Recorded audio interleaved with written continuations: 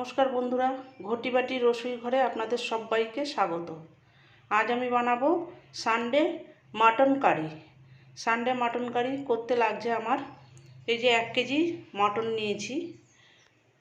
লাগবে রসুন পেস্ট, আদা পেস্ট, আর যা লাগবে আমি এক এক করে দেখাবো। চলুন আমি কিভাবে করছি দেখুন। আগে আমি মাটনটাকে ম্যারিনেট করব। ম্যারিনেট করে রেখে তারপর আমি মশলাগুলোকে তৈরি করব। প্রথমে দেব আদার পেস্ট, দেব রসুন, আদা রসুন এখানে সমপরিমাণ দিয়েছি। পরে আবার দেব কাশ্মীরি লাল লঙ্কার গুঁড়ো, পরিমাণ মতো কাশ্মীরি লাল লঙ্কার গুঁড়ো। এটা ঝাল হয় না, রঙটা হওয়ার জন্য। দেব লবণ পরিমাণ মতো।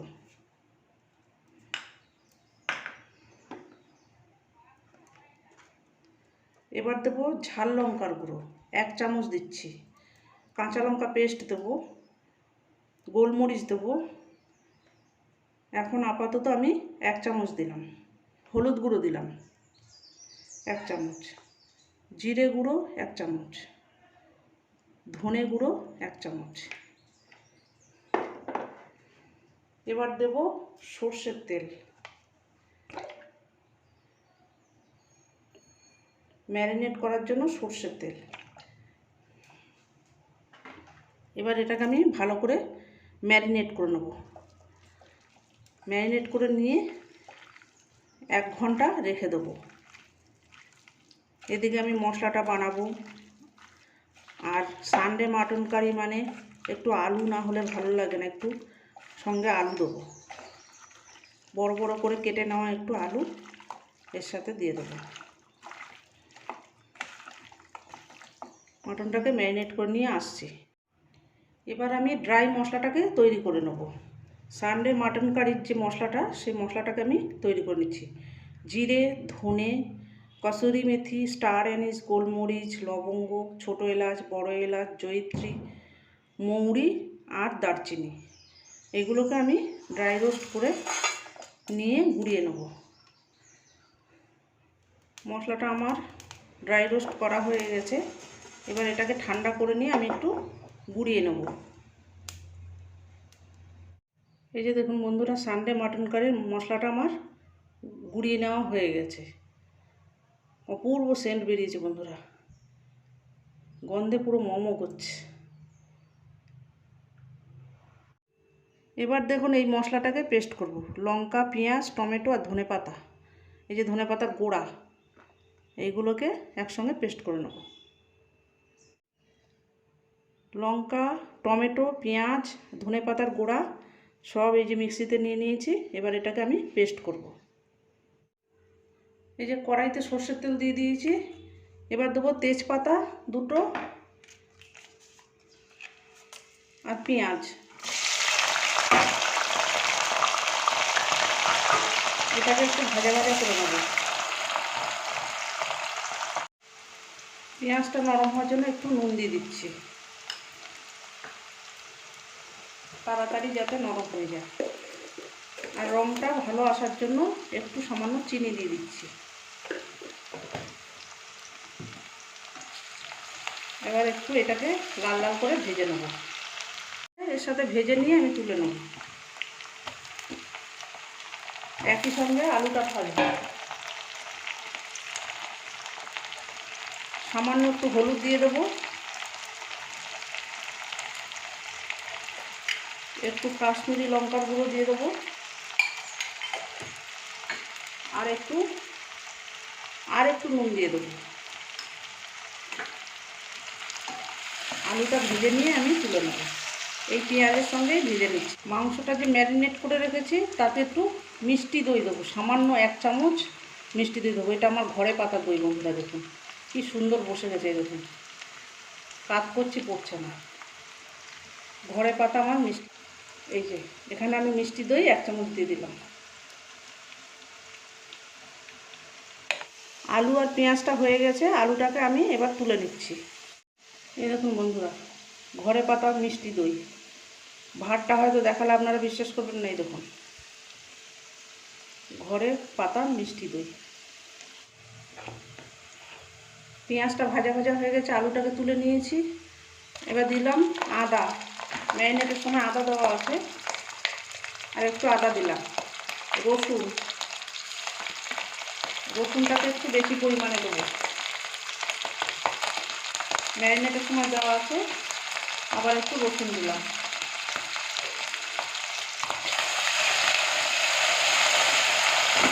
মিডিয়ামে রেখে গ্যাসটাকে রান্না করতে হবে। আদা রসুনটা ভাজা ভাজা হয়ে গেছে। পেঁয়াজ, টমেটো, কাঁচা লঙ্কাটা দিয়ে দিচ্ছি, আর ধনে পাতার গোড়া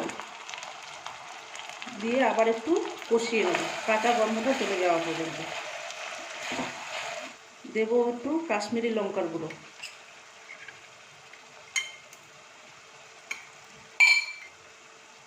হলুদ গুঁড়ো, ঝাল লঙ্কার গুঁড়ো আগে 1 চামচ দিয়েছি, আর 1 চামচ দিয়ে দিচ্ছি। এবার এই মশলাটাকে ভালো করে কষিয়ে নেব।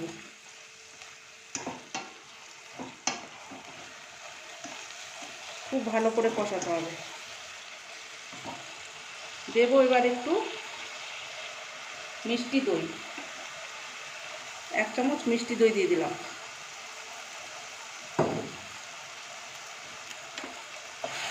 ম্যারিনেটের সময় 1 চামচ দিয়েছি, আর এখানে 1 চামচ দিয়ে দিলাম।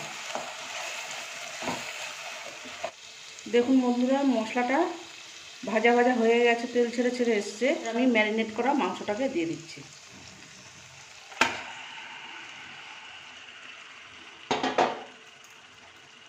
গ্যাসটাকে মিডিয়ামে রেখে কষাতে হবে। এবার মাংসটাকে আমি ভালো করে কষিয়ে নেব।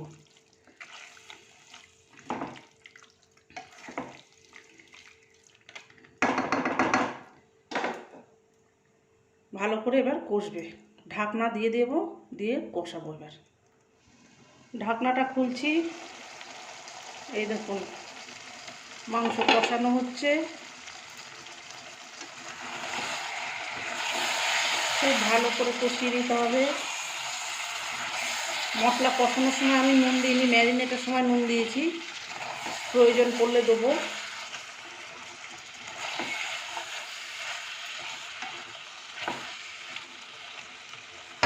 আবার ঢাকা দিয়ে দেবো, এইভাবে কষাবো।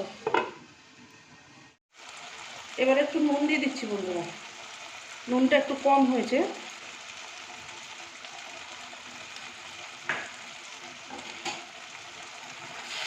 ভালো করে নুনটা মিশিয়ে দেবো এর সাথে। ঢাকনাটা খুলছি, দেখুন বন্ধুরা,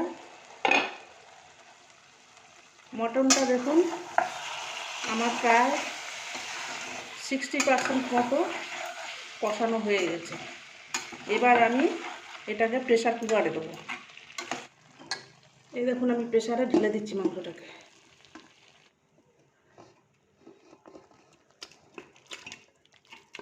এই দেখুন, প্রেসারের ভিতরে সব মাংসটাকে ঢেলে দিলাম। এবার এই কড়াইটাকে ধুয়ে একটু জল দেবো, গরম জল। এই যে প্রেসারে আমার দেওয়া হয়ে গেছে, কড়াটা ধুয়ে আমি ফুটন্ত গরম জল দিয়ে দিয়েছি। মাংসের বেশি উপরে জল দেবেন না, মাংস সমান সমান জল দেবেন, কারণ আমার 60% সেদ্ধ হয়ে গেছে মাংস, আর 40% হবে। আর এই যে আলুগুলোকে আমি দিয়ে দিচ্ছি এই সঙ্গে।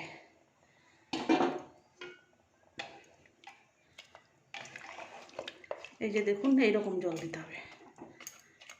এবার আমি প্রেসার কুকারের ঢাকনাটা দিয়ে 2টো সিটি দেবো, বেশি না, 2টো সিটি দিয়ে আমি হাওয়াটাকে বের করবো না। এই 2 নম্বর সিটি পড়ে গেল। আমি এবার গ্যাসটাকে অফ করে দিয়ে হাওয়াটা বের করবো না, এরকম থাকবে। তারপরে আমি হাওয়া ঠান্ডা হয়ে গেলে তারপরে আমি প্রেসার কুকার খুলব। এই দেখুন কি অপূর্ব কালার হয়েছে, মাংস আলু সব একদম মোমের মতো ফুলে গেছে। এবার আমি দিয়ে দেবো ধনে পাতা। ধনে পাতা কুচি দিলাম, আর দেবো ওই যে সানডে স্পেশাল যে মশলাটা করে রেখেছিলাম, সেই মশলা 1 চামচ। এই যে মশলা করে রেখেছি সেই মশলাটাকে দিচ্ছি। 1 চামচ দেবো, বেশি দেবো না।